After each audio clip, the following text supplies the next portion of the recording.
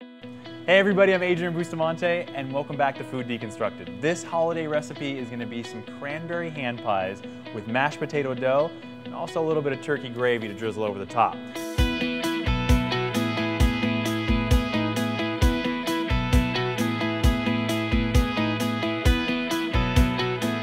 So the first thing we're going to start is we're going to make our own dough, and it's really simple. We're going to take about 3/4 cup of flour here, a little bit of baking soda, and a little bit of nutmeg. And we're going to whisk these together just to make sure they're kind of just mixed up with each other.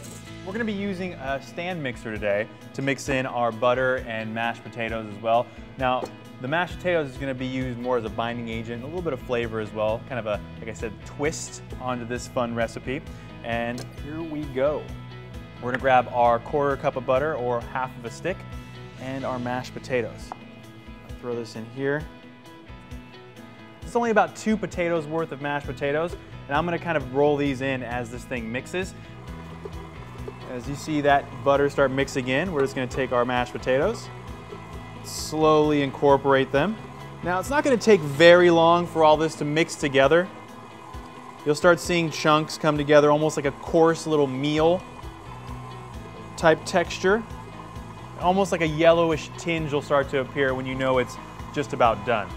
Kind of speed it up just a little bit more here, now that the flour is kind of all mixed together. Now you want to make sure you're not overworking it. If you overwork your dough, it's going to become very tough and oily, and we're not making a bread, we're making a dough. So I'm going to kind of bring this open a little bit and see if it's just about ready.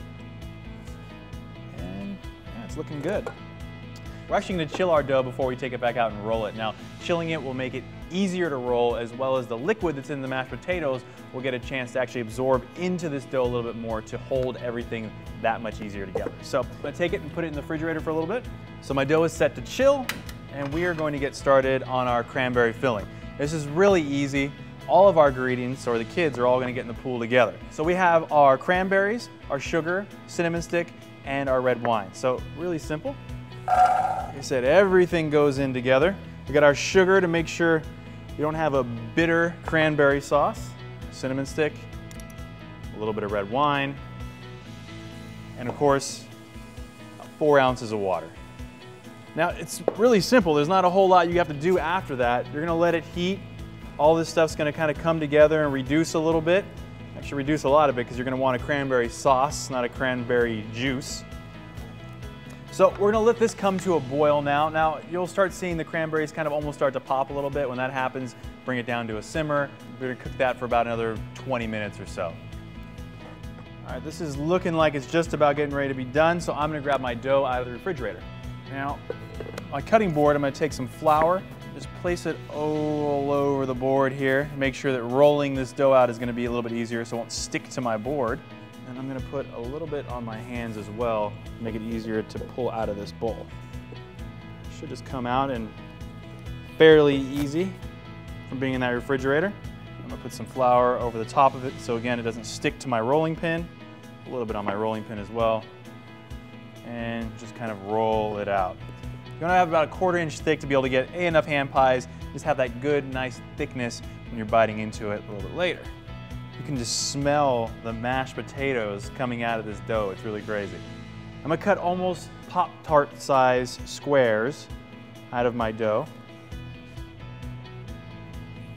We're gonna start now by doing a little quick egg wash to make sure I can bind both the top and the bottom of my hand pies together, as well as to give it that nice little brown, crispy look when it's all done. So I'm gonna take my egg, I'm gonna put a little bit of cream inside, and I'm gonna just do it a quick little mix. Good. Now I'm gonna take each little hand pie, which should just come off my cutting board nice and easy, and put it on my baking sheet here. I'm gonna be able to get about 5 on there. Take my little brush, dip it in the egg wash here, and I'm just gonna go over the whole bottom. Once you have all the egg wash on the bottom piece, we're gonna grab our cranberry filling and just put a little bit in the center of each one. Now you want to make sure you're not overfilling it, because what's going to happen is you're going to be able to maybe cover it with that top piece, but once it gets popped in the oven, you're just going to have cranberries exploding everywhere. So just enough to kind of get a good little dab in the center. Now the good thing about these hand pies is you can use whatever holiday filling you want. So if you like apples, you can just turn to apples. If you like pumpkin, you can make this a pumpkin filling. So if you have a preference, go for it. So now we're going to take our tops and we're going to start covering each of our hand pies.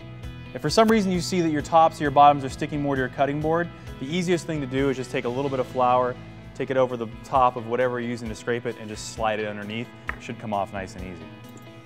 All right, now we're going to put a little egg wash over the top.